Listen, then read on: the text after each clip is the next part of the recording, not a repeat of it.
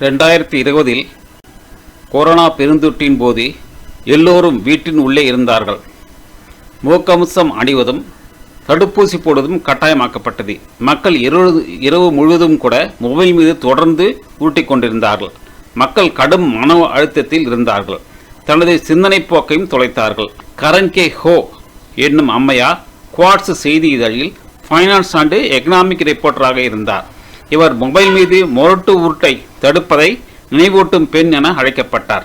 Mobile உருட்டை தடுப்பதற்கு தண்ணீர் குடிக்கலாம், கைகால்களை நீட்டி முடக்கி பயிற்சி செய்யலாம், அல்லது நேரத்துக்கு சென்று படுத்து விடலாம் என்கிறார் இவர்.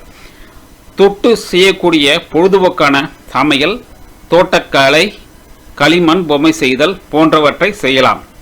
குரோம் எக்ஸ்டென்ஷனில் உள்ள ஸ்டே ஃபோக்கஸ்டு என்பதை பயன்படுத்தி உங்கள் மொபைலின் செயல்பாட்டை நேரத்துக்கு தடுத்து விடலாம்.